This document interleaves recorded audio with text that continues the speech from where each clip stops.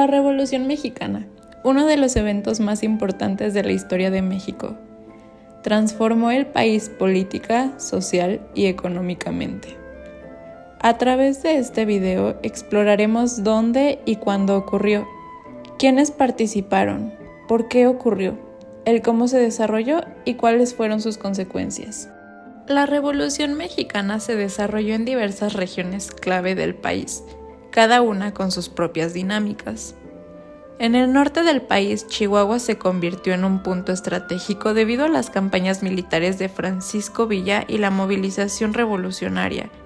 Desde esta región, el movimiento liderado inicialmente por Francisco Ignacio Madero se extendió, marcando el inicio de la lucha contra el régimen de Porfirio Díaz. En el sur, Morelos fue el corazón de la revolución agraria liderada por Emiliano Zapata a partir de 1911, cuyas intenciones eran afrontar las injusticias que se presentaban desde el porfiriato hasta el gobierno de Madero. Surgen los zapatistas y el Ejército Liberador del Sur. La revolución comenzó el 20 de noviembre de 1910, cuando Francisco Ignacio Madero lanza el Plan de San Luis llamando al levantamiento contra el entonces presidente Porfirio Díaz.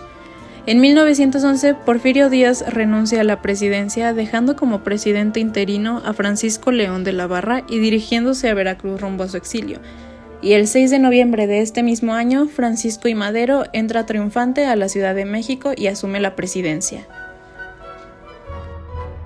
En 1913, el 9 de febrero, se da inicio a la Decena Trágica y el 22 de febrero, Pino Suárez es mandado a asesinar por Victoriano Huerta, al igual que Madero, quien es traicionado y también asesinado por Huerta, quien toma el poder.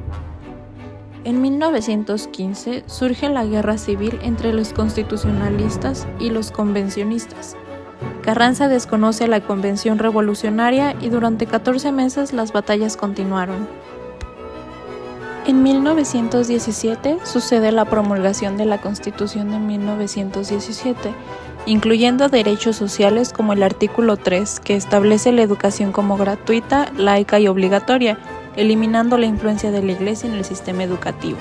El 27 declara que la propiedad de las tierras y aguas corresponde originalmente a la nación, regulando su uso y permitiendo la reforma agraria. Y el 123 regula los derechos laborales como la jornada de 8 horas, el salario mínimo, el derecho de huelga y la protección para los trabajadores. Llega 1920. Se considera que en este año se da fin a la Revolución Mexicana. Álvaro Obregón lidera el derrocamiento de Carranza con el Plan de Agua Prieta y llega a la presidencia. En base a lo comentado hasta ahora, podemos saber que la Revolución Mexicana contó con figuras clave. Entre ellos están Francisco Ignacio Madero, considerado el iniciador del movimiento, lideró la rebelión contra Porfirio Díaz y buscó la democracia. Emiliano Zapata, líder del Ejército Liberador del Sur, luchó por la reforma agraria con el lema Tierra y Libertad. Francisco Villa, comandante de la División del Norte, quien destacó por su estrategia militar y su apoyo popular en el norte del país. Venustiano Carranza, el líder del constitucionalismo, quien promovió la Constitución de 1917, y Álvaro Obregón, estratega militar que consolidó la victoria revolucionaria y lideró el México posrevolucionario. La Revolución Mexicana fue resultado de décadas de desigualdad social, represión y faltas de democracia. Bajo el porfiriato, las tierras estaban concentradas en manos de pocos hacendados, mientras campesinos y obreros vivían en condiciones de extrema pobreza. Huelgas como las de Canea y Río Blanco reflejaron el descontento popular. Además, la reelección perpetua de Porfirio Díaz provocó la falta de representación política. El llamado de Francisco Ignacio Madero a derrocar la dictadura en 1910 encendió la chispa de este movimiento. En base a lo que hemos contado hasta ahora, podemos saber que la revolución tuvo varias etapas. Inició con la rebelión maderista, seguida de la Decena Trágica, donde Madero fue traicionado y asesinado. Después vino la lucha entre los constitucionalistas liderados por Carranza y los ejércitos populares de Villa y Zapata. Culminó con la promulgación de la Constitución de 1917 y la promulgación del Plan de Agua Prieta en 1920.